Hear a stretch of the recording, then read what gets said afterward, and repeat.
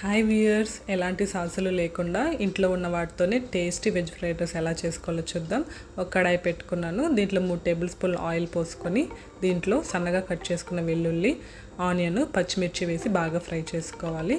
ఇప్పుడు దీంట్లో సన్నగా కట్ చేసుకున్న బీన్స్, క్యారెట్, క్యాబేజ్ వేసుకొని కొంచెం సాల్ట్ వేసుకొని ఒకసారి కలుపుకుందాం.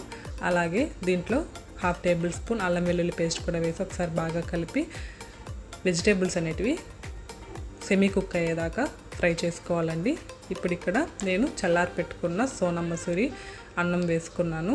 మీకు కావాలంటే నైట్ మిగిలిన అన్నం కూడా వేసుకోవచ్చు. దీంట్లో 1 టేబుల్ స్పూన్ మిరప్పొడి, ధనియాల పొడి, పసుపు, గరం మసాలా వేసి ఒకసారి బాగా కలిపి ఫైనల్గా కెచప్ వేసుకుంటున్నానండి. మీకు ఇది అవసరం లేకపోతే వదిలేయచ్చు. ఇప్పుడు ఇక్కడ ఫైనల్గా కొత్తిమీర, పుదీనా వేసుకుంటున్నాను. అంతేనండి, ఎంతో tasty veg fried rice ready అయిపోయింది. మీకు నచ్చితే లైక్ చేయండి, షేర్ చేయండి.